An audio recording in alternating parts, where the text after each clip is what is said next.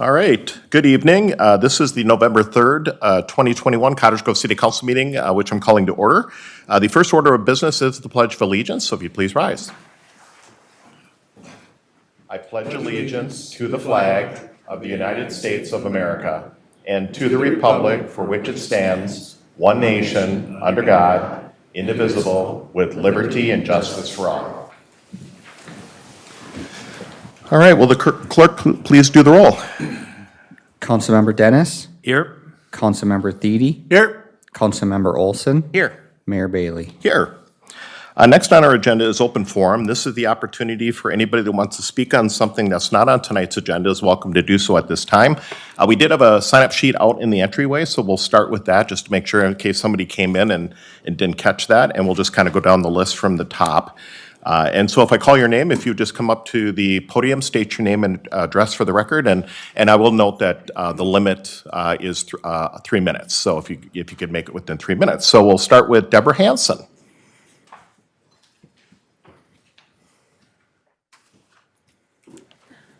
Deborah Hanson. I'm at 8229 Jurgen Avenue South. So I want to thank you guys for giving me your attention this evening. I'm here to speak about safety concerns for pedestrian traffic on East Point Douglas. Specifically, I'm addressing safe access to the sidewalk on the stretch between Hyde Avenue South and Jamaica Avenue South. On October 7th, Sherry Jo Keene was tragically hit and killed by a car while crossing East Point Douglas from the senior cottages between Inberg Trail and 90th Street. There's no sidewalk on the north side of the street, so pedestrians have to cross over to reach any of the community resources that are available to them. This specific area has a high-density population with an apartment complex, a senior community, hotel, and school. Many residents prefer to walk or do not have access to a vehicle. They use the street to gain access to employment, shopping, banking, and education in the nearby area. Though the speed limit is set at 30 miles per hour in the street, there are blind corners and obstructed views that present unsafe conditions for drivers and pedestrians while trying to get around there. With the winter conditions coming, this will only get amplified.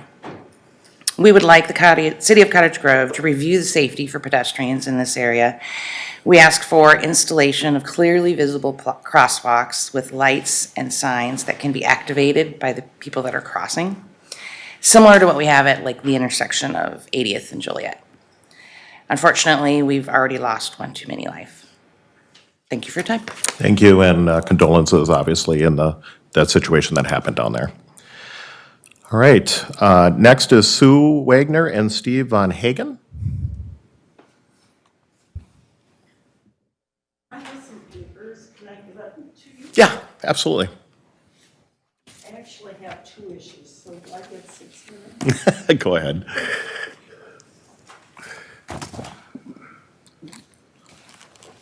Thank you.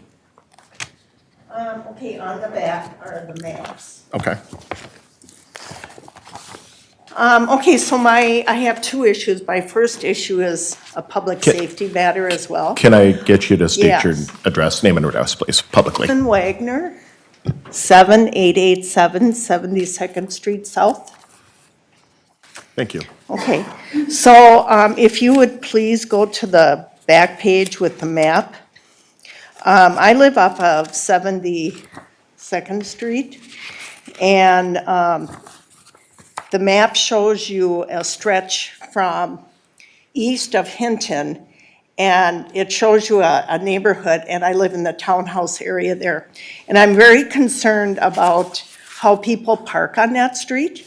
So I've got yellow spots on there on which I would like to see the city add no parking zones, yellow lines. Since people park right up to the driveways, and they park in front of the mailboxes. And in that small stretch, there's 24 units. So it shows you how many different driveways. Cars will drive or will park real close to the driveways. When people park on both sides of the street there's only room for one vehicle to go down. So pedestrians that are walking have to walk in the middle of the street since there are trees on both sides and there's no sidewalk. So what I put here is that I know the city council has a way of deeming areas as no parking zones. And so I'm asking and requesting, and not only that, but we have 2 units that are actually handicap units, and there's no handicap parking there either. So what I did is, I also gave you the ordinances here that I feel that area is on this one here, the general parking. And then the A on here is that issue about the parking. So I pointed out what I feel the parking restrictions are.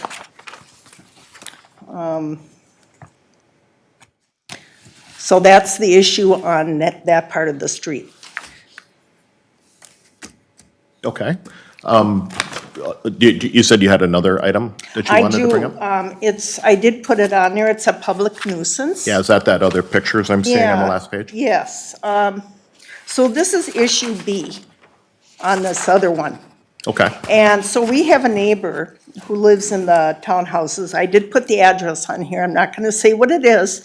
But we find that he is a problem with the parking issue. He has 7 vehicles.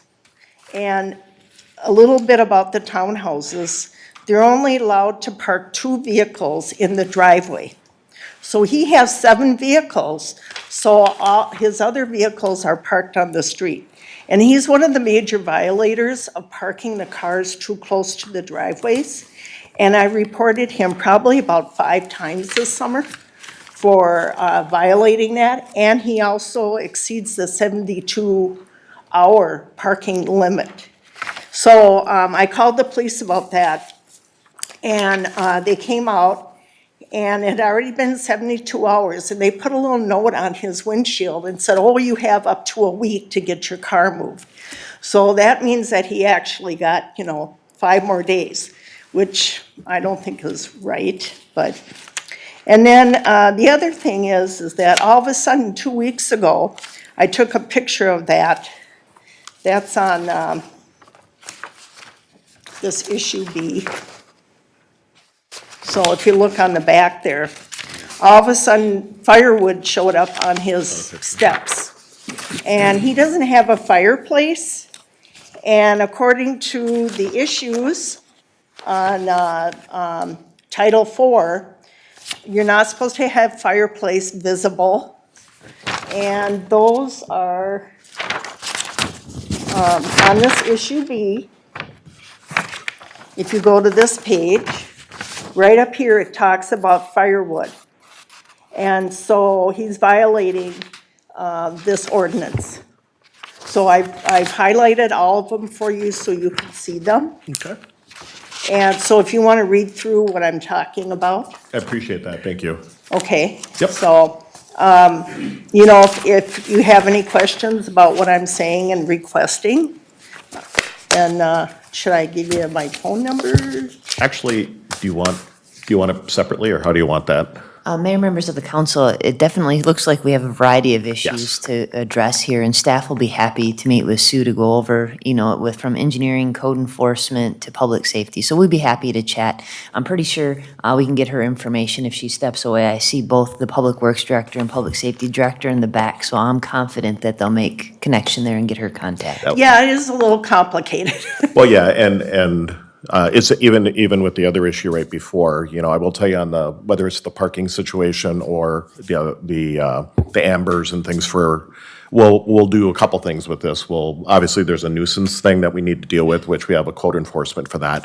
On some of the parking and the pedestrian issues kind of goes through our public safety department, public works department. So in both cases, we'll make sure we get back to you with some feedback, or I should also mention, ask you for maybe to share some of your information with us at an upcoming public service meeting or something to that effect. So, but we'll make sure we're in touch with you. Okay, thank you. Yes, thank you. All right, next is Jennifer Nedry, I believe, Nedry?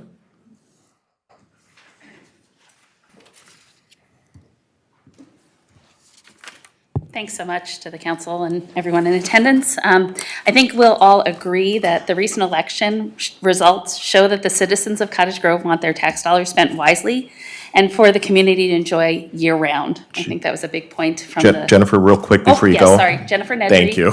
7764 Jasmine Avenue South. Perfect, thanks. And I'm here to talk about the Mississippi Dunes project. And I hope everyone can indulge me for just a couple of minutes to think about what comes to mind when some of the names of the cities that I'm going to mention, what comes to mind for you. So if we say the name Lanesboro, I think most people will think of biking and all of the business that surrounds the biking community. If we talk about Egan, it has Lebanon Hills. If we talk about Red Wing, we think of the beautiful bluffs that it has. Wabasha was recently in the news with the updates to the Eagle Center. Itasca has the headwaters. Lake Elmo is introducing bison. Stillwater reinvented itself with the lift bridge bike trails that go into Wisconsin. If we look at our neighbor, Hastings has the Vermilion Falls and has the riverfront.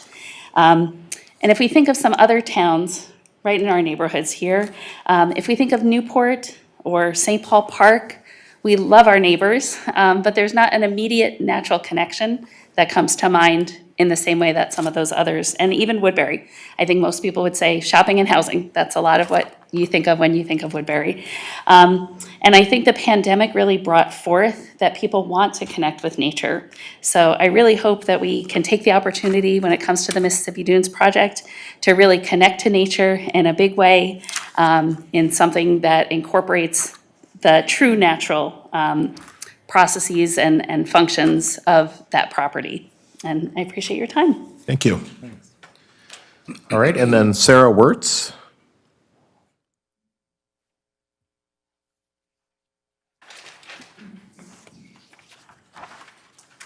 Hi, thank you.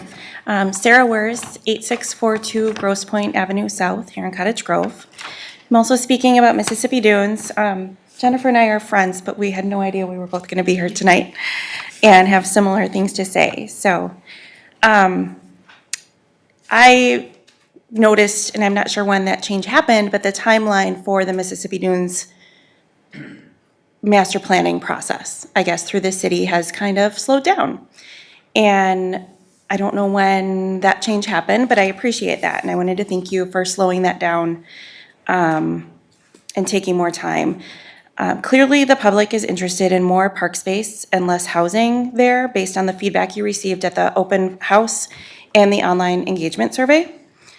I hope this means that the city is more seriously considering all other options, including no housing on the property, and not continuing to dig in your heels, so to speak, about the idea that there absolutely will be housing there and any park space will be kept at 30 to 40 acres and no more.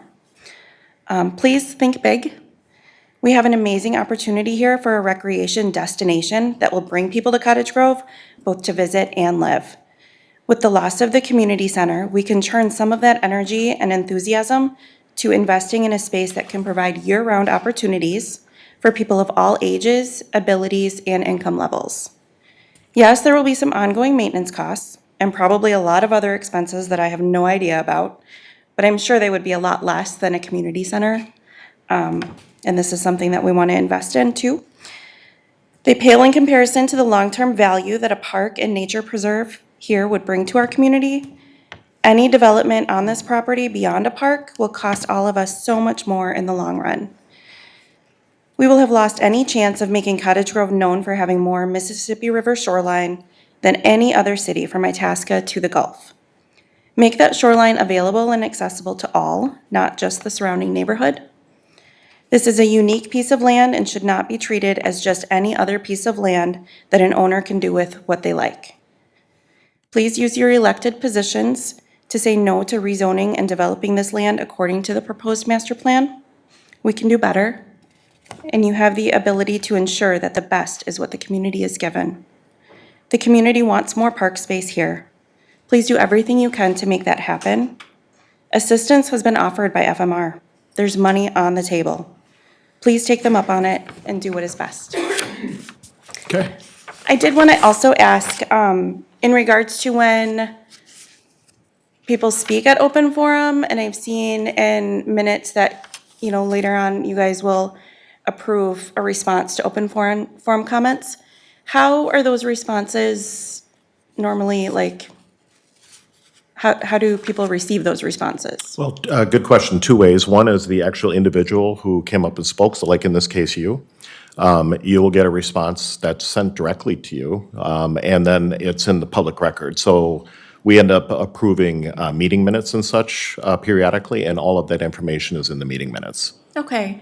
I've spoken at least a couple times, and I haven't received any response. So it's been at least a couple times at city council and once at a parks commission meeting, and I've never received anything. I've only seen it in the minutes as, We'll ask, I'll check, but, because normally what we'll get, probably at the next council meeting is usually how it happens, is we'll get a response letter that's Right. addressed to the individual, and the assumption is that and the process is that you get notified. So. if yeah, that- the only way I've known is by kind of looking through and then seeing, oh, there's a letter to me, but I never receive anything in the mail. Okay, So- well, we'll check on that then. There's something obviously going on with that. Okay, thank you. All right, thank you. Same for you? I've spoken at several meetings and have not received any response. Okay, all right. Thank you. Thanks, and thank you for sharing your information, so now we can do a little deeper dive into that. All right, no one else had signed up on open forum. Is there anybody that happened to come in that did not, or didn't sign up but wanted to speak today? All right, seeing none, I will go ahead and close open forum, and we'll move to number 5, which is adoption of the agenda. Move the agenda. Okay, I have a motion by Councilmember Thiede, second by Councilmember Dennis. Any discussion? All those in favor signify by saying aye. Aye. Aye, opposed? Motion carries. Number 6 is presentations. There are none. 7 is consent agenda. Is there anything council wants to pull on consent? I will mention that I'm going to pull A just for a comment. Anything else? No. Okay, so for the public, A is what we call third quarter donations, and I just wanted to acknowledge the individuals that have placed some type of a donation to the city with what the donation is, and I wanted just to give a little bit of clarity on my name that's on there. So, first of all, we want to thank the Phillips family. They purchased a legacy tree for Doug Phillips. Minnesota Energy Resources provided $2,000 for the fire department equipment. And I should mention, I apologize, I didn't say the Phillips family purchased a tree for $414. Haley Lamar, Alex Johnson, and Hunter Lamar, all of them did what's called a legacy project for Will Lamar in the amount of $2,500 each. And then it's got me listed as Myron Bailey for a legacy tree it was Councilmember Mills, former Councilmember Mills, her father had passed away. And so I suggested we do a donation to plant a tree where she wanted it in the community. But I wanted to acknowledge the fact that it says I did it, but Councilmember Dennis and Councilmember Olson also contributed to that tree. So I just wanted to make the public be aware that it wasn't just Myron buying a tree for Councilmember Mills. It was some of the council members on here. So that was it. Is there any other comments on this item or on any item? Consent. We have a motion by consent for Councilmember Olson, Second. second by Councilmember Thiede. Any further discussion? Seeing none, all those in favor signify by saying aye. Aye. Aye, opposed? Motion carries. So if you're here for anything on tonight's consent calendar, all of those items have been approved. There you go. Number 8 is approved disbursement. 8A is to pay the bills. Motion to pay the bills. We have a motion by Councilmember Dennis, Second. second by Councilmember Olson. Any questions? Seeing none, all those in favor signify by saying aye. Aye. Aye, opposed? Motion carries. Number 9 is public hearings. We have none this evening. 10 is bid awards. We have none this evening. Regular agenda, no items on our regular agenda this evening. I'm looking at our attorney, it's smiling here. And then we have council comments or requests, and I'll start, normally it would be Councilmember Mills, but she's no longer with us, so I'll start now with Councilmember Dennis. All right, thank you, Mayor. Just want to mention that we had a wonderful parade for Halloween. down in East Point Douglas. And there's a lot of folks who are involved in that process that make things happen. And I just wanted to call out one small group of people tonight, kind of unsung heroes as volunteers, and that's the members of our Police Reserve Unit. So Director Kerner, if you'd be so kind to pass on my appreciation and that of our council to those folks. I made sure that every person that I went past, as you were driving me, that I got their attention to make sure that I was able to throw a sucker out for each one of them. You're never too old to have a sucker. So just want to make sure those folks are thanked for their volunteerism and difference that they make. Thank you. Awesome. Thank you. Councilmember Thiede? All right, one thing I guess I'll mention, and for all those people that like to go to River Oaks for dinner and so forth, right now, we're actually changing over, or have changed over to special events. Primarily, one of the issues is just like all other restaurants, having a problem in getting staff and things like that.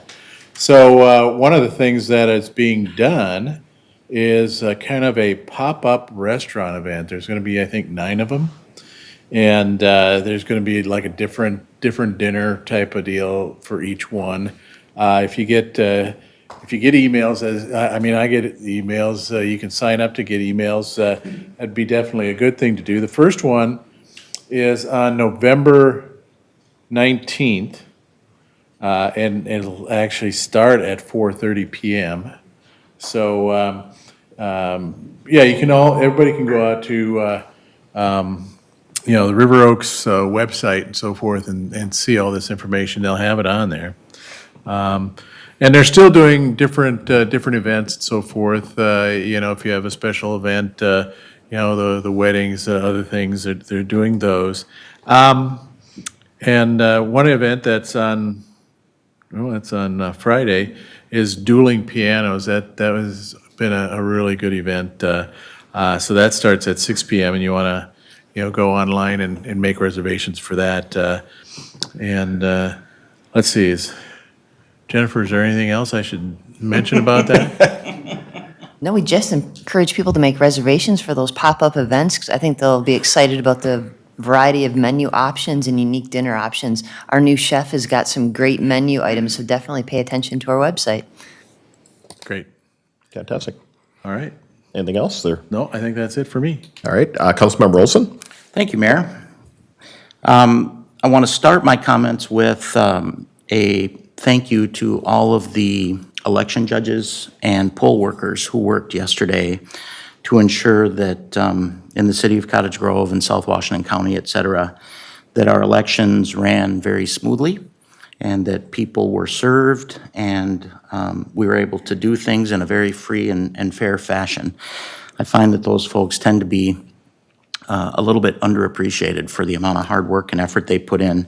And granted, it was an off-year election, so the turnout wasn't quite as high as we'd normally see in a even-year election. But the fact of the matter is, those folks put in a lot of time from early in the morning until sometimes 9, 10 o'clock at night to ensure that the votes get counted accurately. So I want to thank all the poll workers, all the election judges, and our city clerk, Joe Fischbach, over here, who runs the whole thing. He's the orchestra conductor that makes the music sound so good. So great job there. In the city of Cottage Grove, we had a community center referendum yesterday, and I want to thank Zach Doctor and his team in the Park and Recs Department, who did such a magnificent job of communicating to the public in a variety of ways over the last number of months to ensure that people got all of their questions answered and that they could make an informed vote. Zach and his team put in countless hours in partnership with many other members of the staff to create published materials, to create videos, to create 3D renderings. They had open houses, they had Facebook Live events. They did all sorts of things on social media, and all of that was done with the intent of informing the public. In fact, just last month, Zach sat down with me for the council update to talk about some specific questions that I had been receiving from friends and people that I know in the community, and he gave of his time willingly to sit down and answer those questions so that, anybody who watched that video hopefully could get some further insight. Great work. Really, really good job. And I know that even though the referendum did not pass, and your team is probably feeling like they did all of that work for nothing, please pass along our gratitude. They didn't do it for nothing. There was a lot of good information that got shared, and a lot more people got engaged in the process, so thank you. And then the last thing I want to talk about is, being that yesterday was an election, political people like me tend to stay up way too late on election night because we're not just watching our local results. We're watching results from around the state. We're watching results from around the country. And a word occurred to me as I was dropping off to sleep about 2 a.m., and that word was respect. We live in a time right now, and it's unfortunate, but this time seems to be lacking in respect in many different ways. And with regard to kind of the election end of that word, respect is a tough thing because everybody wants it, but some people really struggle to give it. And I can tell you from where we sit, from my personal perspective, this is year 11 that I have served on an elected body in the city of Cottage Grove, so I'm not really the new guy anymore.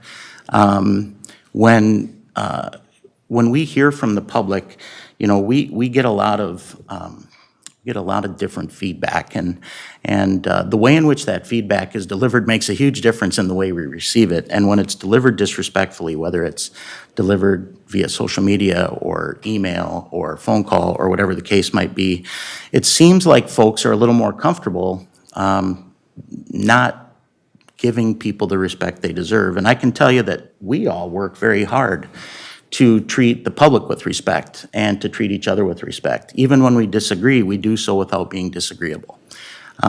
You won't find us putting social media posts out there saying that, this person's not a good person or not doing a good job or whatever the case might be. We don't do that. We might have those conversations with an individual if we're disappointed in a specific issue, but we certainly don't do that in a very general way, and that's done purposefully.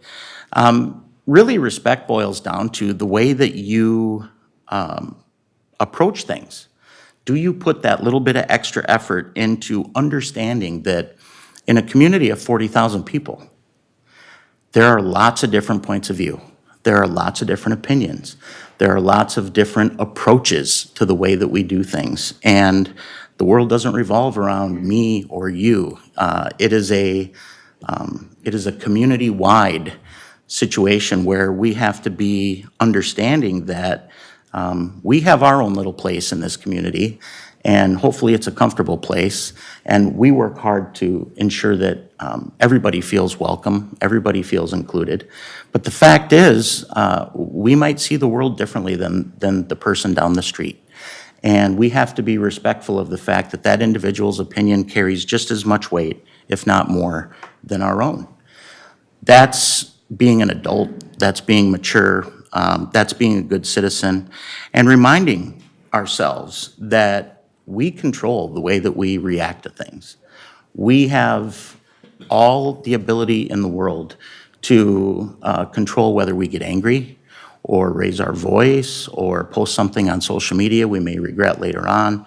And so I want to encourage people, in light of the fact that there was a contentious election yesterday, whether it was the school board, whether it was the 2 school referendums, whether it was the referendum on the community center, the votes are the votes, and nobody's to blame. Don't go looking for a scapegoat. Don't go looking to cast aspersions that, geez, if so-and-so only would have done such and such, or not done such and such, the vote would have gone my way. Doggone it, sometimes you win and sometimes you lose, and that's the nature of a democratic republic. And we have to be respectful of the voters who walked into that booth of their own volition. They marked the box they chose to mark, and then they went home, comfortable that they voted their conscience. We might not like it, but it is the way that it is, based on the way that those people felt at the time that they cast their ballot. Then you go back to the drawing board and say, okay, I didn't quite get things done this time, but maybe there'll be another fight another day. And let's think about how we can do things differently. Regardless, please do them respectfully. Thank you. All right. So a couple items for the public. One is, actually, it's two events coming up here in the near future. We have a couple ribbon cuttings I wanted to bring the public up. Next Tuesday on the 9th of November, there is a ribbon cutting at a new little unique shop out in Old Cottage Grove, 7402 Lamar Avenue, which is called the Boondocks Vintage Boutique. So if you haven't been out there yet, honestly, I haven't been. I think Councilmember Dennis and Councilmember Olson have been there. So I've seen some pictures, speaking of social media, and it looks like a really neat little shop, so I'm looking forward to getting out there next week to check that out and obviously do the ribbon cutting, local group, and support local businesses. And then there's another event on Monday the 15th, which is ribbon cutting for Cross Country Mortgage, which is actually at 7155 Jorgensen, which is the Lamar Village, the retail complex there, off of 70th Street and County Road 19. And so I wanted to mention that. And then lastly, from a general standpoint on this, is next Wednesday, the 10th, we, as a city council, will be having a special meeting. One of the special council meeting, one of the things is just to canvass the vote, which is typical that we do. And the other one is we're going to be interviewing the council candidates that have been putting their name in the hat, so to speak, for the open chair right now. Just so the public is aware, since former council member now, Lorraine Mills stepped away and resigned. What we do is we will, as a council, listen to everybody that wants to be on the council, and then as a council, we'll make a determination if a particular individual is the one that we want to choose to join us here up at the council. And that particular position, if you will, would be appointed at the following council meeting, the following week, and that term would then end, if you will, this next election period. And the reason we're doing that is it's kind of an off election, but we appoint somebody to fill that term up until the next general election, which is next November. And then that would be a full election for anybody that wants to go into that particular seat. And last thing I'll mention, and I won't go into a lot of details on this because Councilmember Olson just kind of stated about the referendum question. You know, and Zach and I actually had a conversation earlier today. We met for coffee, and my comment to Zach and the staff was they did an amazing job getting the information out to the public.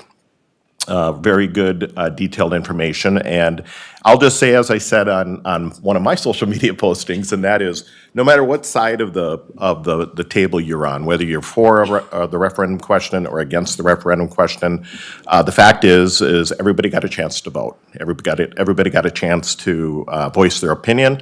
And in this particular case, as it was stated, that opinion at this point was they were not interested in moving forward. And as, again, I'll just keep referring to Councilmember Olson, if you take a look out at social media, there's everything from, frankly, anger to let's have another referendum question like right away, and Zach and I kind of chuckled about that. All I'd like to say, and Councilmember Olson, you mentioned about respecting that, is be civil to each other, understand that everybody does, a lot of different people have difference of opinions, whatever that may be. But at this point, we all kind of just need to chill out and just, you know, let things kind of settle where it is right now. Let us all kind of look at the numbers and what was stated and such, and understand that just because it didn't pass, you know, today or yesterday, doesn't mean there isn't an opportunity somewhere down the line in the future. Whether it's something similar, something different, maybe it's nothing at all, we don't know that. So the point of the matter is I just want to let the public know that the voices were heard. We did hear that, and specifically wanted to again thank our staff for doing such a great job on getting as much great information, frankly, out to the public so that they could make an informed choice. Perfect. Next on our agenda this evening is a workshop session which is open to the public. And this workshop session is regarding the Mississippi Dunes Master Plan. And we are staying in here. I don't know if that was known or not. Usually we do workshops in the conference room, but we thought it would be good to have this televised, but also be able to provide feedback to the public, whether they're in the audience or on TV. And kind of to kick us off here is our city administrator, Jennifer Levitt, to kind of walk us through this. Thank you. Well, Mayor, members of the council, it is exciting because I don't usually get to stand on this side of the podium. It's been a long time. But here's the thing. Mississippi Dunes and the whole master planning effort has a lot of history with it and a lot of background. And I've been here with the city for 17 years, so I thought, well, why not let me give you some of the background and some of the big picture? Because a lot of times when we look at master planning, sometimes we get too finitely focused on one thing, and we may lose sight of the big picture and all of the other things that have transpired. So I also have some other friends with me today to talk with you about some of the other details, and you'll hear from them as we go along in the presentation, because this, I want to make sure that we are showing that how open and transparent we are. We're giving the residents an opportunity that are maybe in the audience and at home to truly understand the process and to understand all the elements that go into the master plan.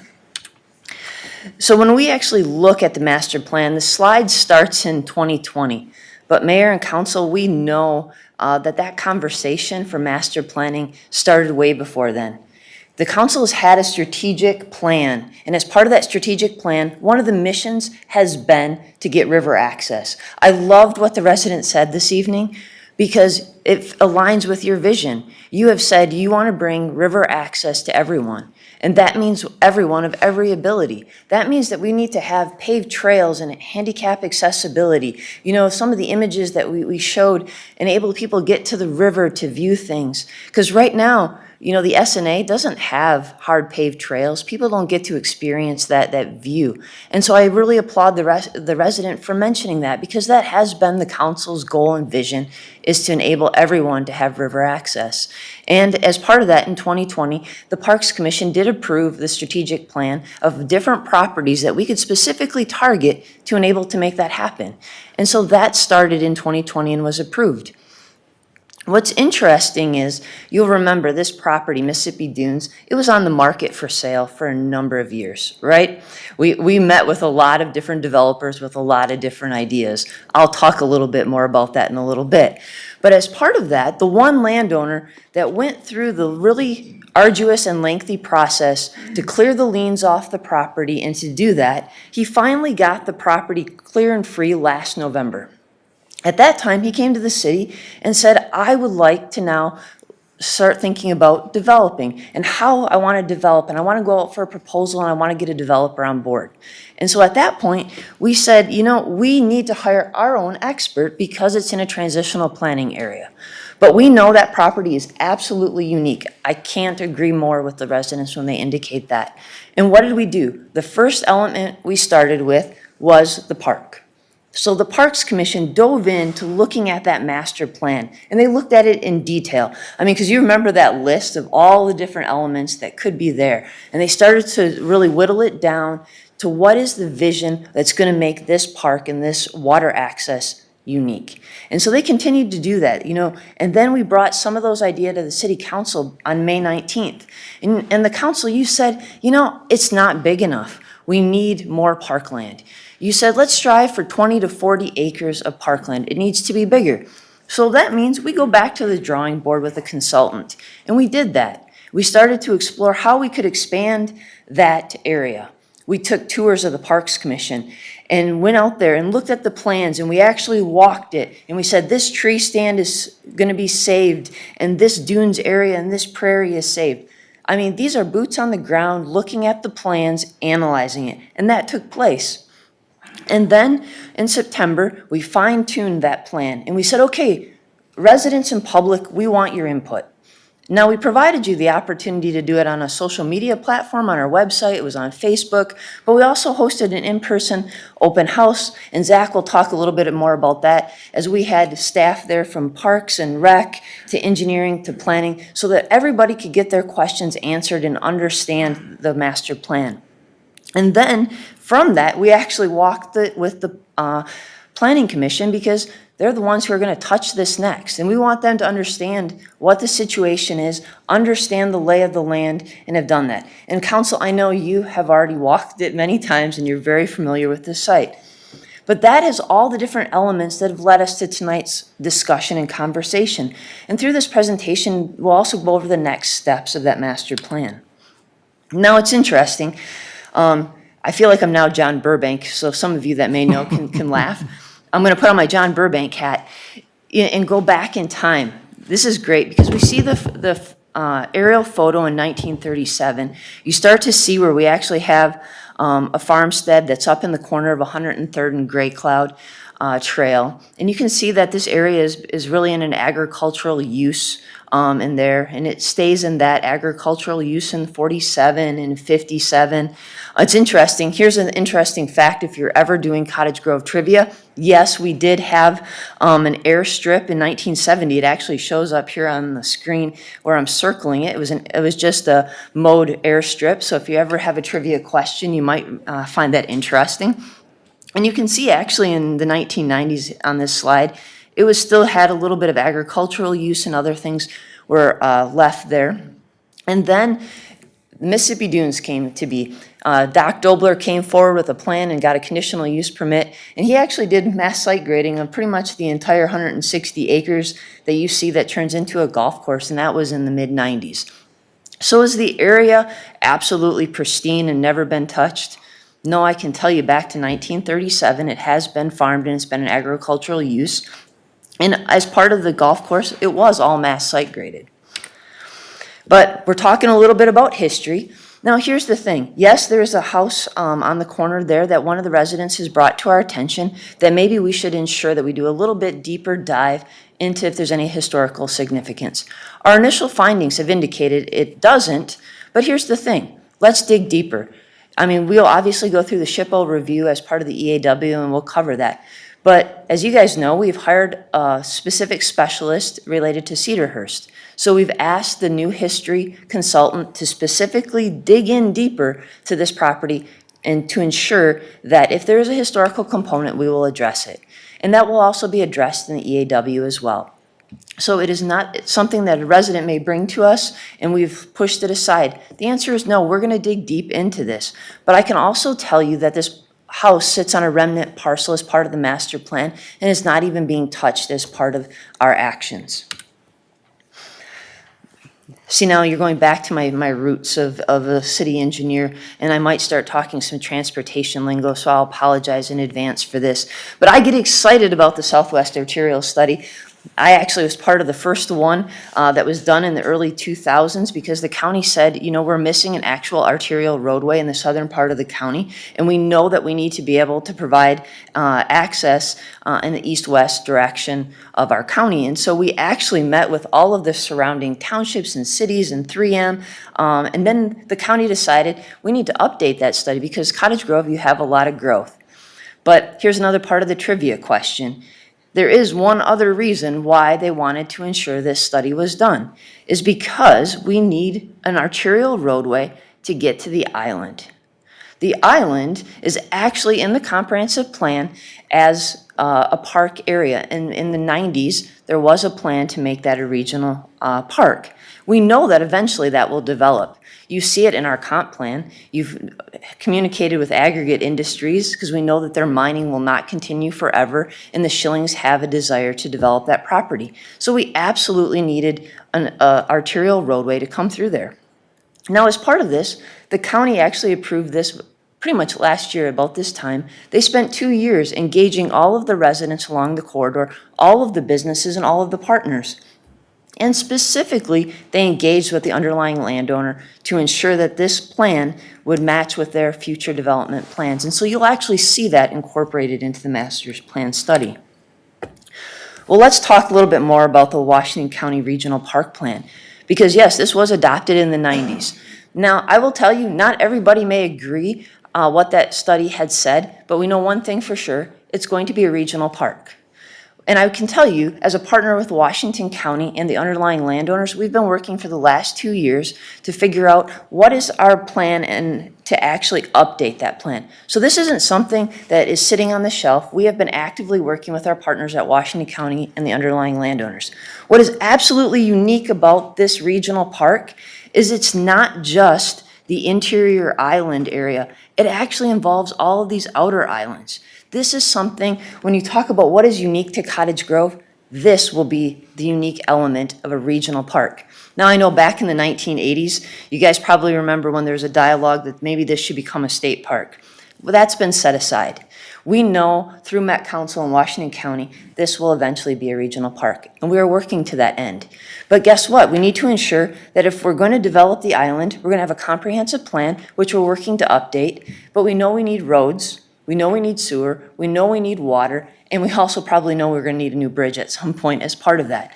But this gives us an opportunity to expand our water trail and to expand the opportunity for an actual marina, a boat launch, because that will put you out in the navigational channel of the island or of the Mississippi River. Because back here in the backwaters, if anybody has been back there, you know it's got a lot of tree stumps that are under the water. It's not really where a boat of any size you're really going to take back in there, because we want to be able to expand our kayaking program. We have a great partnership with the National Park Service on that because we know we have some unique elements that we want to bring there. So that's really where we want to focus that larger park.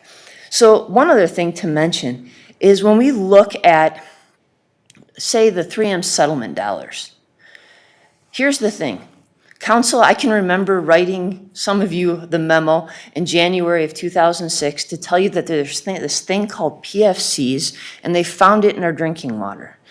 And some of you know that we have been on a long journey, and that journey was part of the DNR and the PCA. They are the co-trustees of the money that was set aside for this. Now, the co-trustees have had number one priority, and that is drinking water. That has been to ensure that the 14 communities that have PFCs in their drinking water, they have a solution. That has been their number one priority. Their priority has not been priority number two, which a lot of folks want to talk about. And that was the damages to the environment, where they set aside $20 million. I can tell you today that the plan to get our conceptual drinking water for our city took 3 years. The city of Cottage Grove got $90 million to ensure that our water is safe and that we're going to have treated water. We even talked about the expansion of water main down to this area. But why do I bring this up? It's because the co-trustees' number one priority is drinking water. They will be setting aside a timeline and a process to utilize those damages to natural resources, that $20 million pot, but it's not going to be today. It's not going to be tomorrow because their focus has been on drinking water. So when different entities indicate that there's money available from the 3M settlement, it's going to be available, but it's not there today. Are we going to be a good candidate? Absolutely. And where should we focus that effort of acquisition? Here on the island. Because we're going to have probably 1,500 acres of open space. This is what some different entities want. They want open space. And I can tell you, as part of Aggregate Industries' annual mining permit, every year, what do we put in the permit? Restore the prairie and continue to establish the oak savanna. That's because we have been committed to the mission and vision that this will be the regional park in this area. This is where, when those funds become available in 2 to 5 years, this is where we're going to focus that effort of acquisition, because that's where you're going to see a substantial park. What we're talking about on Mississippi Dunes is more of a community park. It is not a large regional park. Well, since you guys got me talking, I'll continue to tell a little bit more stories about the site and the background. When we look at the site, let's just be real. There's a railroad track that runs through it. Right now, there's 37 trains that come on that track every day.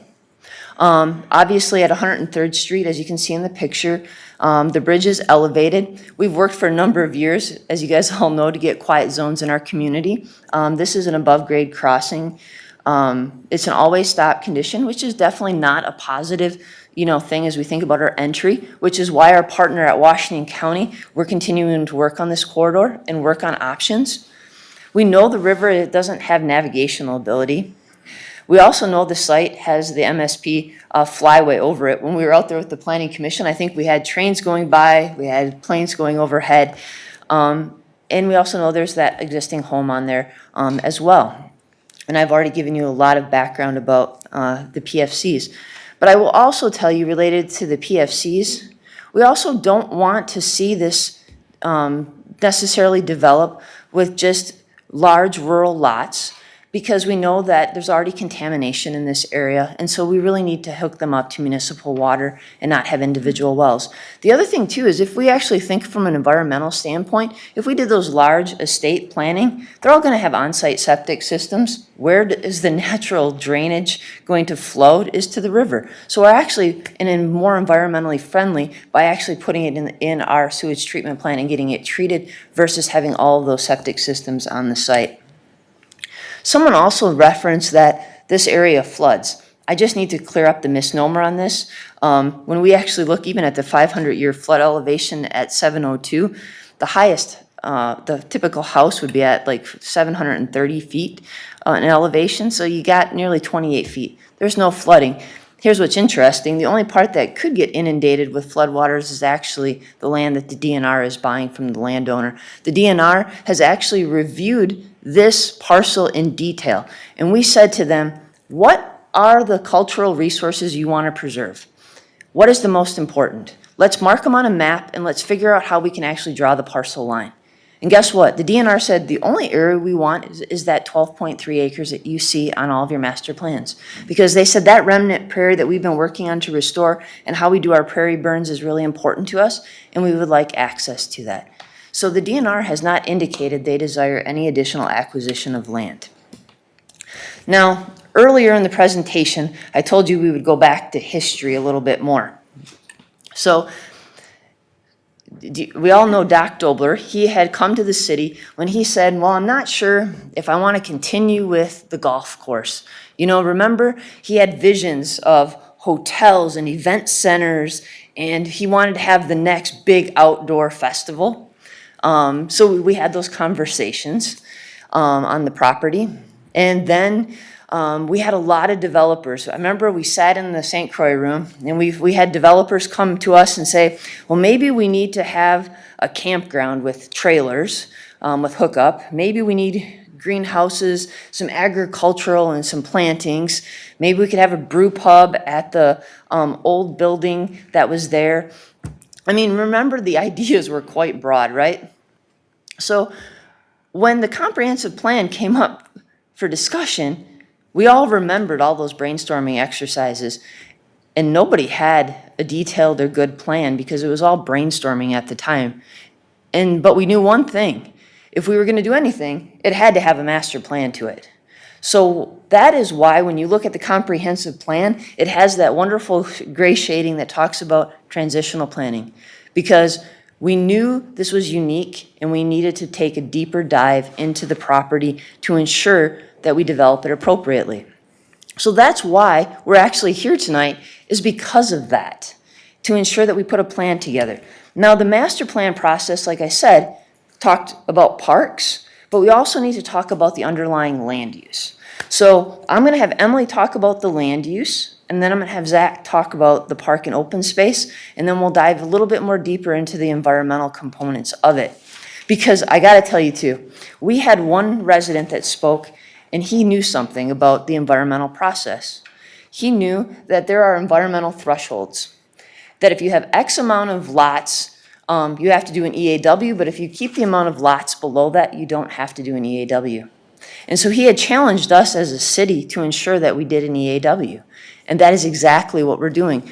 It doesn't matter what the lot count is, we are going to perform an EAW. So we're not short-circuiting, we're not cutting corners, and nobody is playing any games. We are actually going in directly to address those environmental issues. So that way there's open, transparent, and the ability for all these state agencies to comment. And so we'll get into more detail about that. So I'll turn it over to Emily to talk about land use. Mayor, Council. So I'll talk a little bit more in depth. As you can see, and Jennifer mentioned that a master plan has two major components. In this particular instance, we focused on the park portion of the master plan, and we also focused on the land use portion of the master plan. So I think it's important as we look at our plan, given we are proposing two different types of densities, low density and medium density, what does that look like? What does that feel like? So when we think about low density, it's the 2 to 4 units per acre. Calarosa comes to mind, the Calarosa development on the north side of the community. Parkview Point on the east side of the community, and on the south side is very similar to like a Summers Landing development. And then when we start to look at medium density, what does that look like? What does that feel like? That's the 5 to 13 units per acre. You think about the Woodward Ponds development in Glacial Valley, that's over at Military and Keats on the east side. High Point is on the west side. And then I also want to mention Settlers Bluff on the south side of the community at 100th and Hadley. It might look a little bit different than a standard townhome development, but it is in fact medium density land use.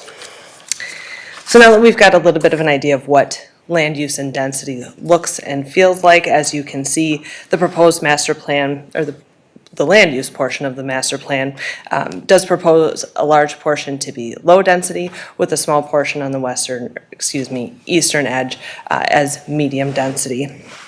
And so I wanted to kind of talk through how do we come to that determination. I want to make very clear that we take a look at the entire area, the entire site. There are a lot of components that we look at and talk about before we come to such a determination. Some of those things include looking at the future alignment of 103rd Street and how does that impact this particular site? How is that going to align? What does that access look like? And in this particular instance, it kind of comes in and creates a little bit of a node, for lack of a better way to put it. So how does that work with land use? We also looked at the railroad tracks, as Jennifer mentioned, of course, align the entire property. So what does that mean? So planning practice, of course, looks at creating a buffer from a potential single-family or low-density development, and that's why we kind of included that medium density to create just a little bit of a larger buffer. We also looked at the need for a second access for public safety purposes. So how does that shift things? What does that look like? How does that flow with a potential development?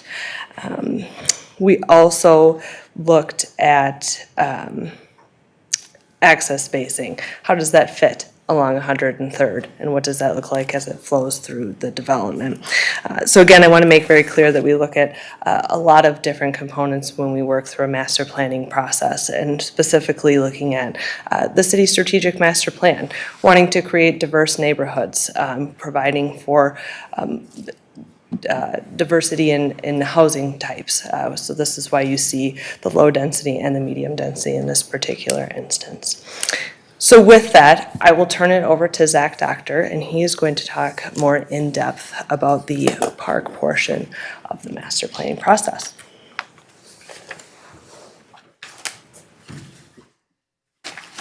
Thanks, Emily. Thanks, Mayor and Council.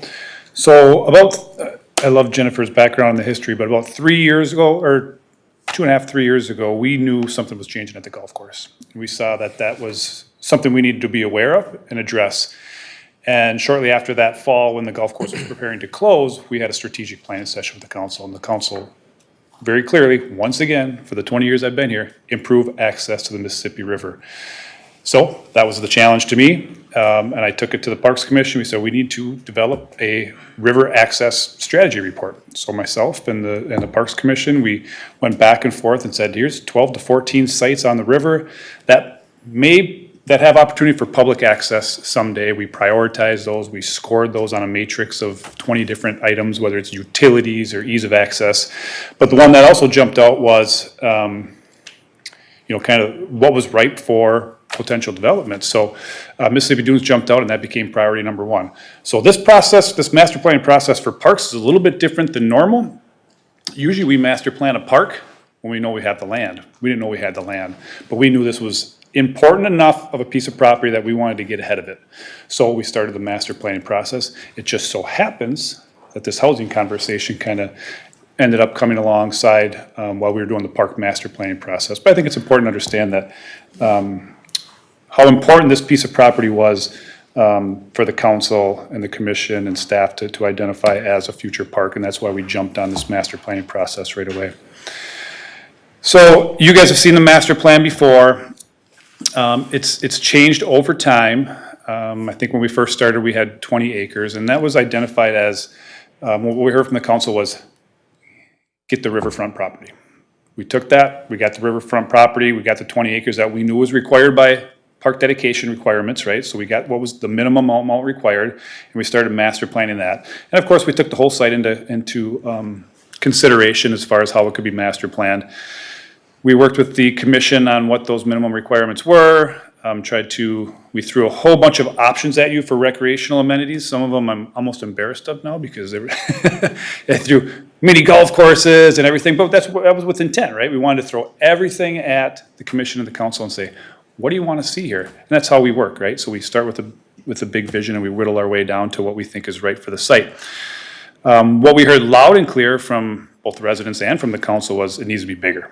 And that was the number one priority when I went back and redid the master plan, was 20 acres wasn't enough. So we came back, and you have the plan you have before you today, which has 33 acres of riverfront property. It has the 12 acres that Jennifer had mentioned about the SNA expansion, which brings their site from 237 acres up to 249 acres. One of the comments I wanted to cover was, I've heard multiple times that, this is a park that's going to serve the neighborhood. That is not how we're designing this park. We are very specific with our intent, the way we design our parks. We have neighborhood parks, we have mini parks, and we have community parks. This is a community park. Jennifer did a good job of explaining how we're gonna get people access to the river, which is something we're struggling with. We have a ton of shorefront property, but very little public access. This is an opportunity for public access on the Mississippi River, and we wanna get people to the water's edge. Whether that's visually or dipping your toes in the water or putting a small boat in the water, we want to make sure that people have that opportunity. So you see on here things like a boat launch, a four-season building that can be used for rentals or for educational purposes, a playground, but that's a small piece of that park, right? So the rest of that park is native habitat protection with trails going through it. One of the things, we've restored hundreds of acres in Cottage Grove to prairie, and that's one of my passions, right? Protecting and preserving and restoring native habitat. It takes a lot of work, it takes a lot of money, it takes a lot of grant applications, it takes a lot of different things. So, but we're proud of that. But one of the things we're really proud of to complement that is we get people access to it. You can go down the power line corridor, 100 acres of prairie, people can walk right up next to it. If they're on a wheelchair, if they're on, whatever it is, we can get them right next to it because we have paved trails that go through these sites. So a really unique opportunity. But what also is really cool is that you have the natural trails next to it, and it's going to connect to the DNR SNA property. So there's 249 acres of DNR SNA property that's pretty much untouched, right? Of course, they have to manage it too, to make sure it stays grasslands. Grasslands that aren't managed turn into buckthorn forests and wild sumac and things like that. So everything is managed, but this is the plan before you. We heard you loud and clear. One of our goals is, or one of the things we're working on right now is that the land that we're master planning for, we've been working with all sorts of folks to make sure we carve out what we need. I think Jennifer did a really good job of explaining. Boy, I've walked this site a lot. It's little, like we need to cut out that little corner and protect that stand of trees. It's those little details that we're working through. So I want to make sure that that's not lost, that we're not just working, on a map. We're out there walking and making sure we're protecting the most precious pieces of that property. And then also we're working with partners. So we have active conversations with the Minnesota DNR for habitat protection restoration. Obviously, we talked about the scientific natural area expansion, and then land acquisition might be an opportunity. We've been talking with Washington County. The council passed a resolution that we want to have a discussion with Washington County about land acquisition through their legacy fundings. And then the complementary services with the regional park plan, I think, is extremely important. We don't want to duplicate whatever recreational opportunities we have here with what's going to be on the regional park, or what's in the SNA, or what's at Hayes and P. Moore Park. But we want to make sure that they complement each other, because there's going to be a water trail there. It's going to be really neat. People can go from Mississippi Dunes to Hayes and P. Moore Park, to the regional park, to Settlers Island someday, and that's going to be a water trail. That is a very unique feature. It's ways people can get on the river, but not necessarily in the main channel, and they'll feel a little bit more comfortable maybe paddling back there and things like that. So tremendous opportunity. And then obviously we work with the South Washington Watershed District like we always do on an enhanced stormwater protection plan, and then educational interpretive opportunities for the public. Jennifer did talk about the master plan public engagement. We worked really hard on that. We did an online engagement in that neighborhood. We did an open house where we had that log out there and people could vote for what their most important, what they felt were the most important pieces of the puzzle for the master planning process at the Mississippi Dunes. I printed off every email correspondence I had included in that report. So I put all that information in a report. There's a table that shows the results of the log correspondence game. There's the emails that I've received. You guys, the council has received a lot of emails. I think everything I've had has been shared with the council and the commissioners. So we've had countless, I shouldn't say countless, we've presented each and every commission at some point or another. I think the ACHP, that one meeting was canceled, but we intend to meet with the Advisory Commission on Historic Preservation yet as well. But I know they've had the information in front of them to at least review it. So lots of correspondence, and that information will be included with every master plan review we have moving forward. So what I will say with the public engagement, it didn't change the master plan. We had a master plan draft in place.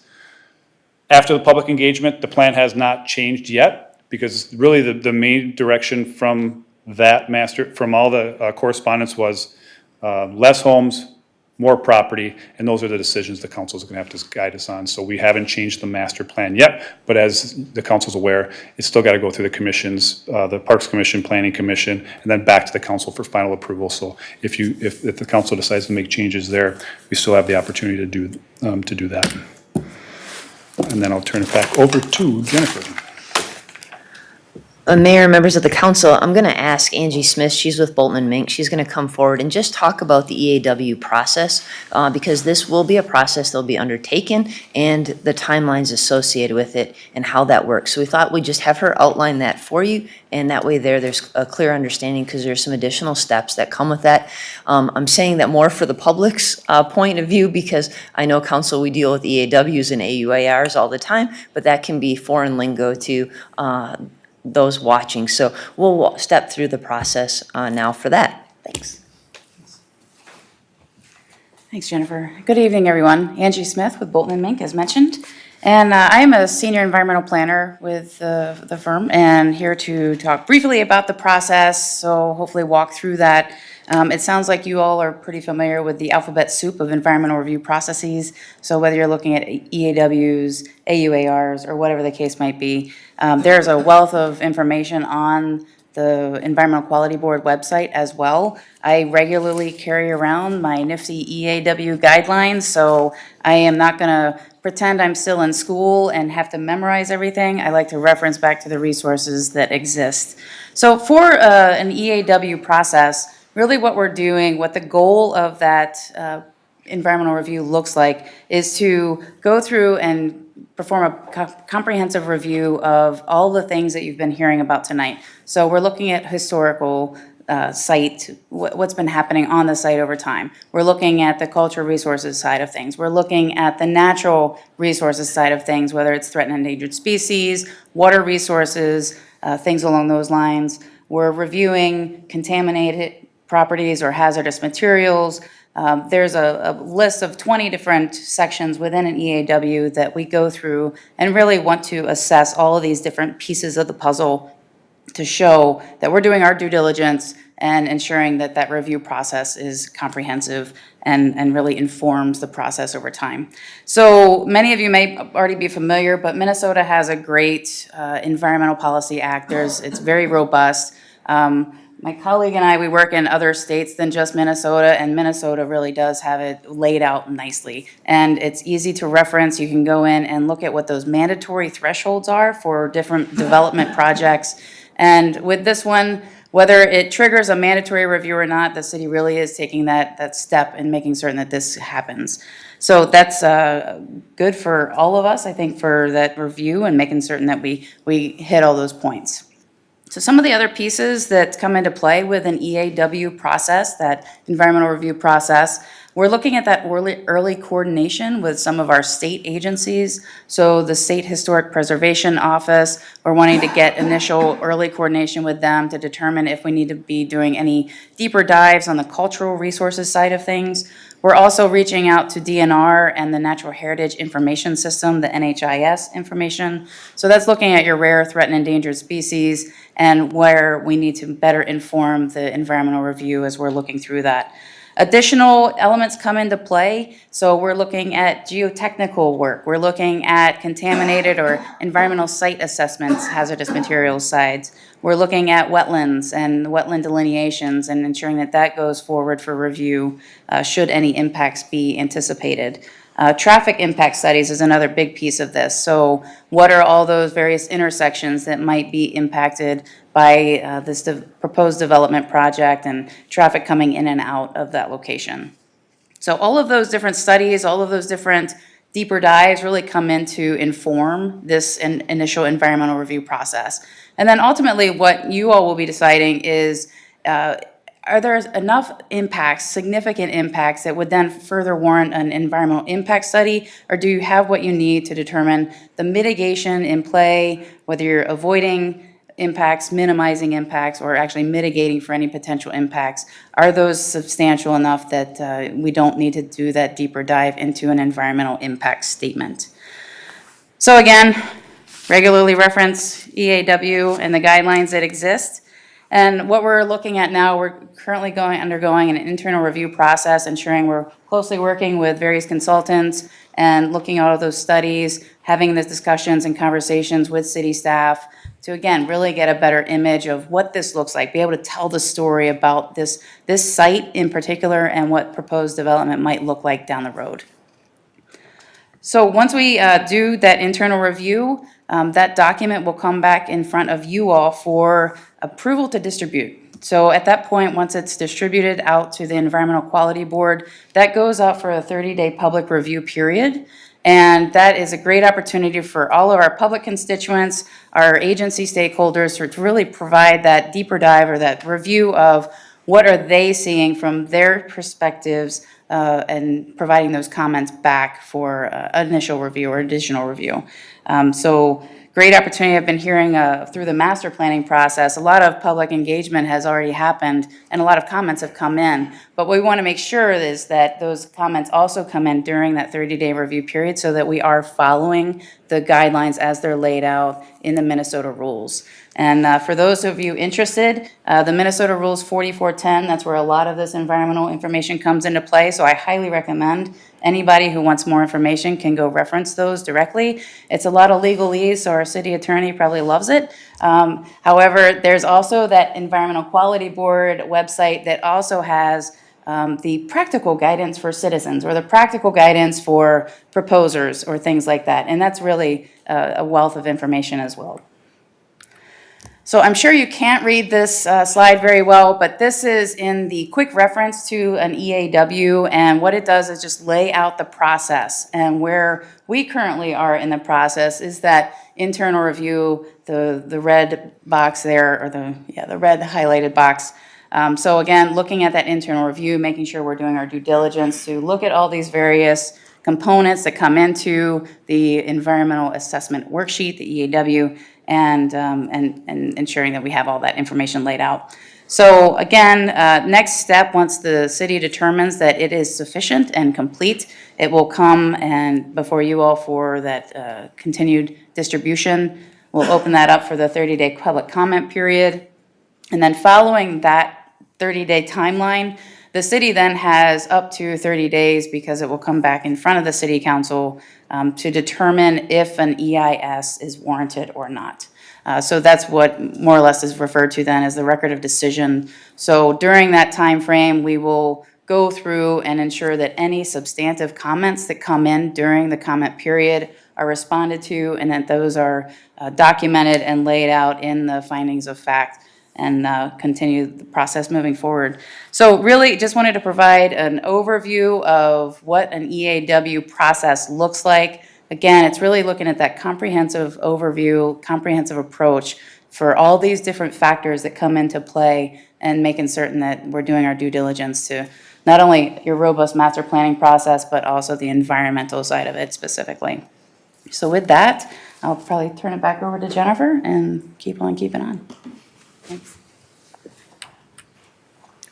So council, the next steps are to go to the Parks Commission. That would be on November 8th. The city council, you would have the EAW for distribution at your next meeting on the 17th. The planning commission will also review the master plan on the 22nd. And based upon all of that feedback, we would bring it back to your table on December 1st. But before we go there, we know that you've heard a little bit of the comments from the public engagement. I know you guys thoroughly read your packet, so I'm confident you have read all of that literature and all of those comments. One thing that staff, as we've been reviewing it, is you see the area that's got this yellow around it that was the medium density. There's about 10 acres there of land, which could have been about 100 units with a medium density.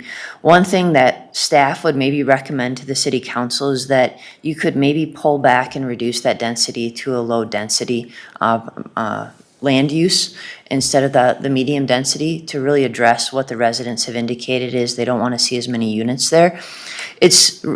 This neighborhood is going to be unique, and I think that's what the council, you've been trying to create. So if we leave the medium density component here, I could see it be a senior product, which, for example, we've been really desiring more senior type products, here in the community.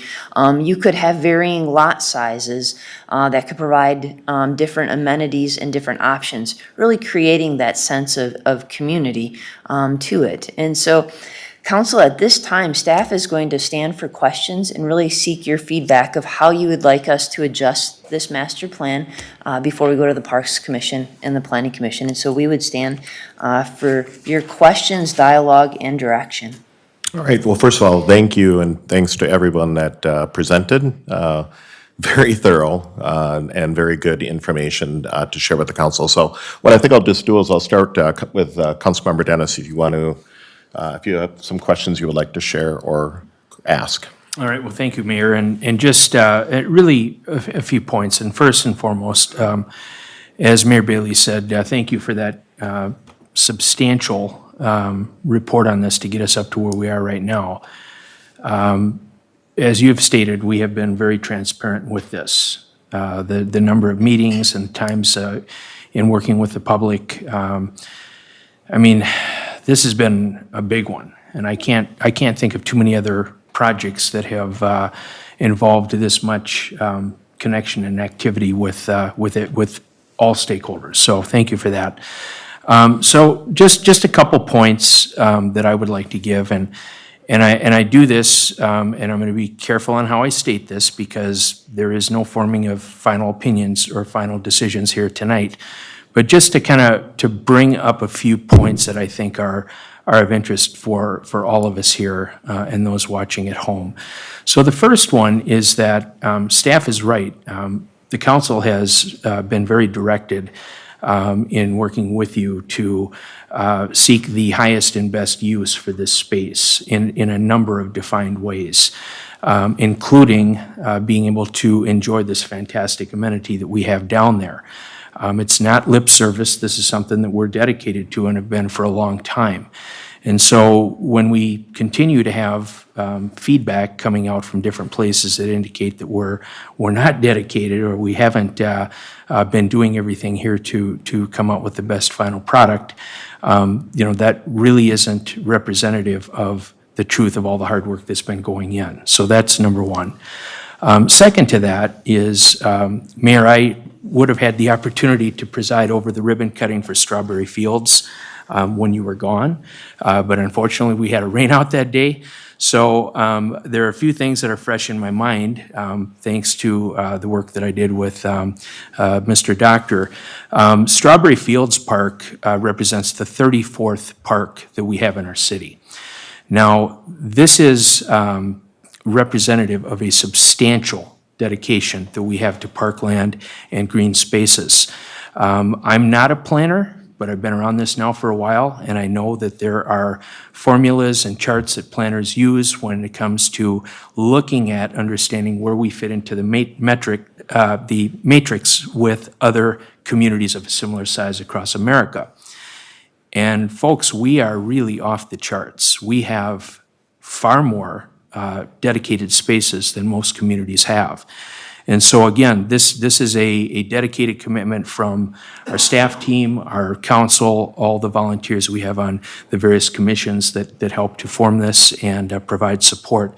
So this is something that I think is very important for the community to know and understand, that there's a dedication that really is already built into this. Next, I want to mention that when we do these spaces, and Zach and his team have done incredible work making sure that the enhancements and the plantings that we do are they're natural relative to the indigenous area in which we live. So restoring prairies, making sure that we have pollinator-friendly plants, plants that help reduce runoff and help to provide cleansing. This is a very intrinsic process, and our folks do a really, really good job with that. So when you walk through these areas, pay attention, look around a little bit and see some of these features, because they're really important and they're all designed and built in so that we have the very best opportunity that we can provide here for our community. And then last but not least, I want to just touch on the park dedication amount. And I know that we've got our ordinance that deals with a certain percentage of land that can be given.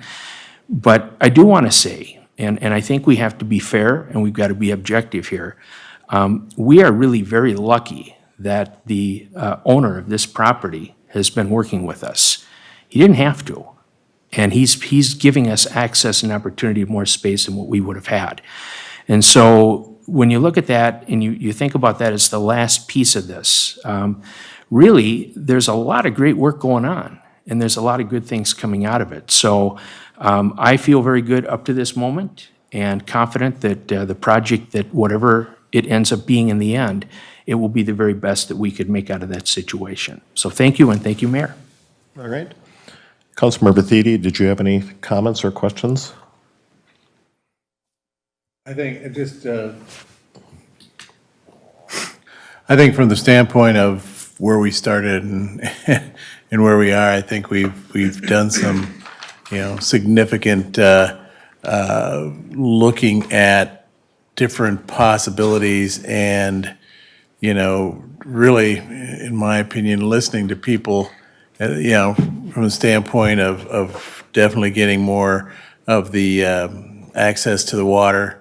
And in fact, that whole, we've got the water access for that whole piece of property, and making it a park.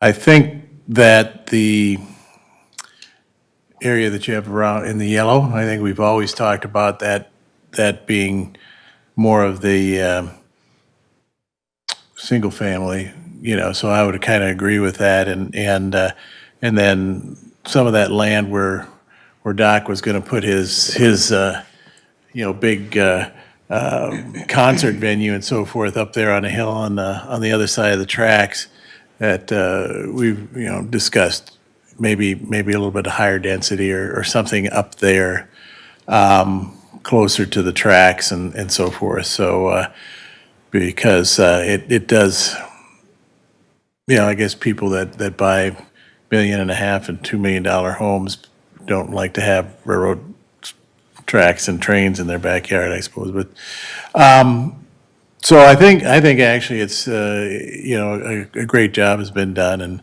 and I think just thanks that we've gone through the process to really take a close look at it. So tell me, I know at one point the Pulte was looking at those lot widths being, 60 and then some 50. Is that what this represents? I was trying to recall whether the lot widths primarily in this design were what they were, 60 or? Well, Mayor, members of the council, that's actually a really good point, because this is our master plan. It's just showing that it can lay out, and so we're showing kind of a generic lot size. Pulte is in the room this evening, and I can see he's been feverishly taking notes as you've been talking. We anticipate they would be making a preliminary plat application. I would speculate that they will probably look at a variety of lot sizes as they've looked at the site. So I would anticipate you'd probably learn more about that when they make a preliminary Okay. plat application. All right. Okay. Any, Thanks. no other questions at the moment? Councilmember Olson? Thank you, Mayor.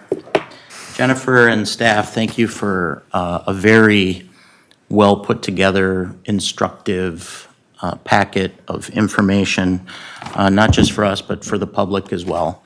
You know, clearly, this process is on track and on the timeline that we talked about far earlier in the year. I remember sitting in front of the Planning Commission with Zach back in February or March, and we talked about this exact timeline and that we would be, you know, kind of in this finalization and potential decision-making place towards the end of the year. And so it seems like the work has gone on according to plan, and I did have a couple of questions based on some of the information presented tonight.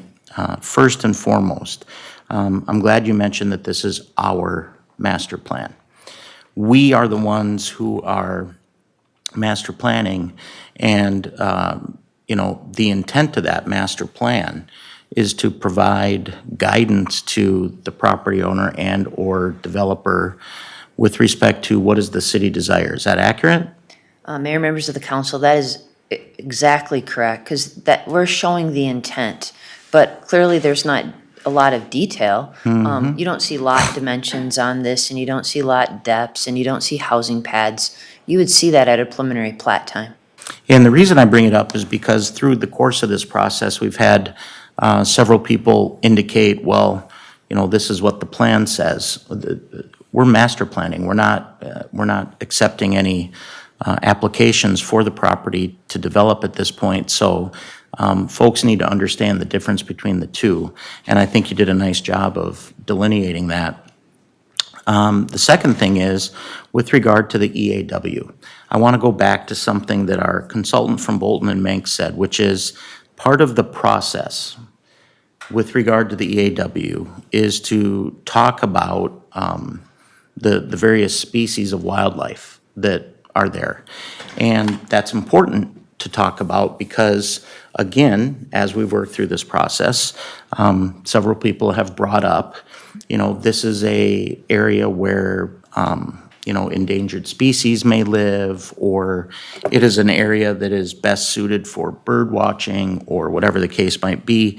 And I want to be clear, and this is why I'm going to ask this question, when we get that EAW report, which you outlined in your timeline, it will identify if there are indeed any endangered species that need to be protected on that site. Is that accurate? Mayor, members of the council, yes, it would outline if they've been identified or if the habitat is suitable for them. And then other agencies that may have more in-depth knowledge or resources that would identify that, they would come forth during that comment period, and then we would need to address that. Okay. And depending on what we see, we may need to move into a deeper dive with an environmental impact study, or we may not. Wasn't EAW done when the site was mass site graded for the golf course in the 90s? I suspect it was. Actually, to my recollection, with the conditional use permit, I don't believe that there's an EAW that was required. Okay. Because there are certain thresholds that were not tripped. Okay. To require that. So to my recollection, there was not an environmental Then study. this EAW will be the first one in a while, and clearly it's going to carry a lot of weight. So I'm looking forward to seeing that. Now, in your comments, you mentioned that the river doesn't have navigational ability. Would you please expand on that and let the public know exactly what you mean when you use that phrase, please? Well, it's interesting because when we look at the Mississippi River, the actual navigational channel is actually out here on this outer edge, and that's the channel that the Corps maintains. So you see a lot of dredging activities, and that's for obviously shipment along the river. Aggregate Industries does maintain a channel up into their facility or port in this location, and so they maintain that as a navigational channel as well. So boats of significant size are able to navigate into that area. But unfortunately, you can even actually see where in this aerial photo where you have some of that sediment deposited here along that backwater area. This area here is got 6 feet of water at best at times, and then it obviously, if I were to have showed you some additional aerial photos, you actually probably would have seen this as farmland, because if you look at the Plat, people own out into the river, because until the dam was put in, it was a field and different things like that, and so that's why you have all those remnant stumps back there. So I've spent a lot of time kayaking back in this backwater, and so I'm really familiar with that. So yes, this area, you really can't get a boat up there very safely, or you guess you're going to just risk losing your prop along the way. So that's kind of my background on that. Thank you, and I'm glad you brought up that the property owners have property lines that extend out into the water. That really was kind of what I was shooting for in asking that question, because that channel does have significant challenges with respect to any sort of access, the stumps and the growth and all those sorts of things underneath. And I know when we walked the property, one of the times we walked it, one of the things we talked about was, well, what kind of watercraft could you actually get in there? And it's going to be fairly limited. And Zach talked about a water trail. And I think if you try to tie that information into your comments about the regional park that is ultimately going to happen out in this area, that's when we're going to see the ability to actually put watercraft into the water and have people enjoy that to a much wider and more robust level. Is that accurate? Mayor, members of the council, that would be exactly correct, because right now, pretty much the only people that are using the backwater are duck hunters and kayaks and canoes at this time. Right. And not that we don't want the duck hunters and the kayakers and the canoers to have a ball. That we do. But this isn't going to be the panacea for river access that maybe we would hope it would be, but it's not too far away once we are able to create that regional park on the island. And then the last thing is, Zach, I believe you mentioned that through the course of the planning process, the council expressed a desire to have greater parkland dedication than the ordinance allows. And so where we're at today, based on this rendering, is 33 acres of riverfront and 12 acres additional to the scientific and natural area, for a total of an additional 45 acres of open space. Is that accurate? That's correct, and I should probably add as well, I don't think these slides show it, but I believe there's another 7 to 8 acres of open space that you see along the railroad side of the property. As development occurs, we pick up open space for ponds and trails too, so there's actually another 7 to 8 acres probably of that type of space. Okay, but that would not be tied to the 33 acres along the riverfront. So if the council wanted to take that 33 and try to make it 40, is that a possibility? Is that a challenge based on the topography, based on the land connectivity, et cetera? What are your thoughts on that? It's more about the land you want. The number doesn't mean as much as the land and what you're going to do with it.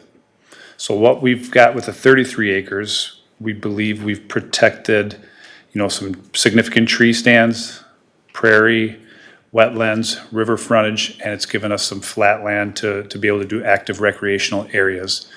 So if the council has a desire for some other piece of the property that there's a use for, that the council sees a significant use for, then we would look at that. But I don't look at park properties, acreage of park properties based on just a number. I look at it more as a, what are you gonna do with it and how are you gonna use it? So then if that's the case, are you confident that the 33 that you have designated currently, in addition to what I believe you have outlined in the red there, which is 12 SNA, is that right? Correct.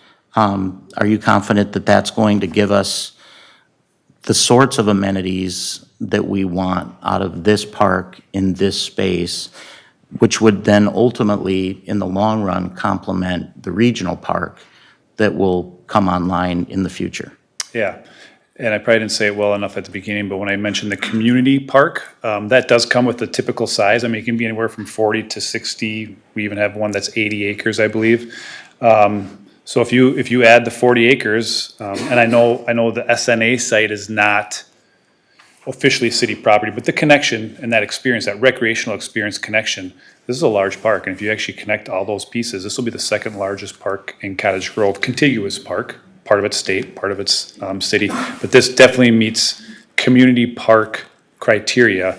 And when we talk community park, that's a mile service radius.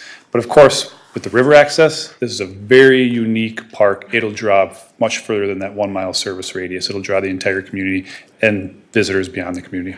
And is it your opinion, as somebody who does this for a living, that the space that would be dedicated to green space and park would be adequate to serve the potential visitor load, so to speak? Yes. Okay, perfect, great. Well, I really look forward to seeing the EAW. I think that document is going to be incredibly instructive. And I'm sure that, it will be 100% objective and give us all the information we need to determine what our next step are environmentally. And at this stage of the planning process, keeping in mind that we don't have an application in front of us at this point, it feels like the team has really taken all of the feedback that's been given through the various channels of social media, et cetera, the open houses, and tried to react in an appropriate way. And I'll tell you what, again, having walked down there, that SNA, that very natural space, growing by 12 additional acres and then being directly adjacent to the 33 acres that are currently planned for Riverfront Park, that's going to be a huge chunk of land that people can spend time on. And I think there's going to be a lot of opportunity for recreational activities year-round as a result. So at this stage, I think we're moving in the right direction. I'm grateful for all the hard work and effort, and thank you for the presentation. All right. Just a few comments and maybe a couple questions. And I appreciate the fact that Pulte's in the room to gather input and such with us. So first of all, again, staff and all of our consultants and everybody, thank you for putting all this information together. First thing I'll say is I agree, the area in yellow, would like to see that be single-family houses versus medium density. The other thing is that other medium density that you're proposing down there, I know one of the things that we have been talking about, I'm not sure if Pulte was part of that specific discussion, but I like the idea of these. We've had, I think, 2 different companies, maybe Pulte's one of them, that have come before us and talked about the co-op. And so if there's an opportunity, we haven't had that opportunity or that type of life cycle housing in Cottage Grove yet. So that is something that would be of interest to me, especially if that is something that they're kind of looking up on that far upper corner there in the higher density. So that's one. The other item, a couple items I just want to mention, both for the public and then one request, I guess, of staff and the developer. One is, and some of the council members here have brought a few of these, I'll call it general items up as it relates to, things that are being set out in the public. And I think what frustrates us, and I think I heard that from my colleague here, Councilmember Dennis, is when we hear things that we know, I'll say, are factually untrue. And, as an example, and it's, whether it's intended or unintentional, there's been a lot of feedback, a lot of us have received, for example, from people that said the Friends of the Mississippi have a lot of money, or they've got money to provide to this product. I am aware, and I think the rest of the council received the email from the state of Minnesota just this last week that said that is not the case. That is not the case, period. End of story, it's not the case. And so the reason I want to bring that up is because we keep hearing that. We keep verifying it, and the verification is not accurate. Now, you actually, Jennifer, maybe went a little bit softer on the time frame. That I think you said 2 to 5 years, and I believe in the info that we received is 3 to 5 years at the earliest, was stated to us before there would even be a process to go after that money. And I concur, and I don't know the rest of the council does too, I do concur with your assessment that, in my opinion, working with the county on a more of a regional park, purchase of land and options out on the island, with the vision that we've had, the Met Council has had, the state of Minnesota has had for many, many years, well before any of us have been on this council, and maybe even well before all of us were born, I don't know. The fact of the matter is, I concur with that idea and would definitely want to work to see what we can do with that.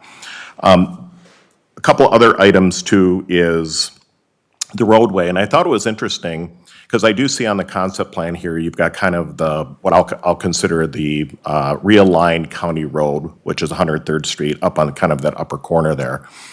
Just for the public to be aware, and again, you did an amazing job of kind of laying everything out in the future. So when we went through the study and reviewing the study with the county, just so the general public is aware, originally, the other option was to take it where she's going with the cursor. The road was going to literally cut straight across the current or the former Mississippi Dunes Golf Course with a road and a bridge. And the county agreed, the county worked with us, agreed that we did not believe that that was the best use and opportunity for that particular property. And so, yeah, you can see kind of the look there. So that is why when you see the two different arrows, there was, in essence, there might have actually been a third one, but I do know those were the two kind of the main ones that they were talking about. But we said that we did not want to cut through this area because, one, we wanted river access. We wanted to maintain as much as we can the current area along the river. And if the road is going to go in, we would prefer it go kind of where the road is now with some enhancements. So I wanted to mention that. I think the word you're looking for, Mayor, is bifurcate. Would that be? Oh, my goodness. I'm not saying that word. I mean, with Jennifer up at the podium, I want to make sure we speak her language. So, and then I also wanted just to share that, you know, and again, always like to try to get the facts out. You know, just, I think it was even just earlier today, there was a message out on Facebook. It was kind of talking about the community center and the process of the community center, and there was somebody that was suggesting that we spend $2 million and buy this property and create a park. Well, I did ask staff just to, I'll say humor me and tell me what would be the price, and nothing gets pulled to you. But that number is more like $8+ million. And so just to put it out there, and that does not include maintaining the property, which leads me to my other comment before my only my only request. And that is, you know, Zach, you and your team have done an amazing job maintaining our parks as best that you can. And matter of fact, we just came through a budget process where I believe Councilmember Dennis specifically mentioned, you know, he was concerned that for as many years as we have went forward here, that we have not added any park, and when I say park staff, I'm talking park, like people that are gonna mow and do all the maintenance and all that kind of stuff. So we've been doing it with kind of our existing staff, and you heard, I think Councilmember Dennis, you said, how many more parks, 35? We've got 34. and- 34? And so we have not, if you think about this, if you had a staff team of, say, 5 people, okay? And if you go back 20 years, and 20 years ago, we had 20 parks, okay? Now, we've added 14 to this, but we've never added one additional individual to help maintain this. We just squeeze people a little harder. and then certain things fall behind. And we want to keep the quality and the service level high because that's what people come to expect from us. It's part of keeping the promise. So that's, Well, and thank you. And the reason I bring it up is just, whether it's the community center, whether it's whatever we do from a budgetary standpoint, we as a council and our staff do everything we can to squeeze every penny out of a dollar that we possibly can. And so, kudos to our staff for doing what they've been doing with the tools and things that we're doing. The reason I bring that up is because other than the addition of parks and that is something we're going to have to, I know you had brought that up, that we're going to bring up and discuss at this next year's budgetary meeting for 2023, actually. But there's a whole nother factor if you were to literally say, hey, we're going to make this entire thing a park. There's more to it than that. And our friends from the Friends of the Mississippi, I had the opportunity to go travel up in to the one in Elk River that they did, and even their own staff was telling us about how many up to $1 million plus that they're spending to maintain that land that they have up in Elk River. So it isn't even, people challenged us on what we were saying we're going to spend on a community center. We're talking about significantly more money, to be honest with you, than just to say that we were going to do this. Yeah, Councilmember Wilson? Isn't it true, and Zach will correct me here if I'm wrong, but isn't it true that when you look at our city, Councilmember Dennis mentioned the number of parks, we're in the neighborhood of 10% plus of our total developed land is park and green space as a community. Is that right? All right, so I'll pause before they try to talk about this, because ironically, before the council meeting, I literally asked our administrator that question. I said, I'd really like to know, do you want to comment? Well, Mayor and members of the council, I have one rule that I've always used in 17 years, and that rule I'm going to hold true tonight is I don't do math on camera. And so if you would give us the opportunity to calculate the acreage, break it down on a per resident basis, then we could have that comparison, because I think that's what you're getting at. Correct. Is that exact number is greater than most communities with how much open space we have. So if you'll let us go back and do math off camera, then we can get you that number. Perfect. Thank you. And the reason I bring that up, just so I can say it right off the bat, is, I do hear, and I know I've rest of the council hear from a lot of people that, more park space, which is great, right? And I agree, more open space, so things that we can do to manage that piece of it. But with that comes a cost, and to be frank with you, and I acknowledged this, I believe, yesterday, the city can't buy every piece of land. There are certain areas within our community that we've looked at distinctively, including another park that isn't even on this 34, 35. There's another one coming up. I used the one off of 65th in that new development up there, that gorgeous wooded area. So I just want the public to be aware that we do have a master plan of our entire community, and we do look at where these parks need to be located or should be located, or amenities within a piece of property that are important. Like you talked about the tree stands and things that are in there. We definitely wanted it literally from day one. And I don't know if it was Pulte, but I remember and Jennifer, you didn't Administrator Levitt, you didn't even mention this. But I think the very first concept, if you will, not from us, but from one of the developers, was a very, very dense piece of property on the dunes. Like, it almost took everything. And I don't mean to put that out on you guys, and the first thing this entire council said, no way, no way. That's not, we're willing to work with you, but, we need river access, and frankly, Pulte and the landowner is willing to do that. So I think I'll get off my soapbox now, but the only other suggestion I would like to make, and I'll pose this to staff, but also to Pulte. There is, in my opinion, I don't know what your plans are specific, because we haven't seen them yet, but this area that's kind of up in the upper area, and Jennifer's using her cursor right in there that you're seeing, I really would like to see that area be, I'd almost want to say more unique. And what I mean by unique is almost like custom builders. We've had, a custom, well, and when I say customer builders, whether it's you guys building it or whatever, my point is, that is so, that area to me is so different than the area in the, I'll call it the core of this property. And we've had, you know, I don't know if is Mike Riggs still doing custom? He retired, okay. We had a gentleman that used to do custom homes here in Cottage Grove, Mike Rigg. And he, matter of fact, Hidden Valley, where Councilmember Thiede lives. And it was nice to see something different. So I'd like to see if we can up in that area, because that is probably going to be the main, you know, if everything goes through as we're kind of looking here and all that, and we're going to have this nice park amenity there, the majority of the people, I believe, are going to come through that neighborhood. And they're going to get down to that park, whether it's with boats and things like that. I would really like to see something a little bit more unique, maybe larger lot sizes or whatever in that particular area, because I also believe it'll complement, in my opinion, it'll complement some of the other landowners that are up there that have more rural estate homes kind of thing. So that was my, out of all the things that have been discussed, that was the only one that I would just like to throw out there as something to take a look at. But I like what staff has done. I've had the opportunity a couple times now to walk the property with a couple different of the groups and to see the opportunities for this park and the open space along the river there, and is absolutely amazing and it's breathtaking. And I look forward to, you know, seeing what we can provide for the citizens of Cottage Grove from an access standpoint. So, okay.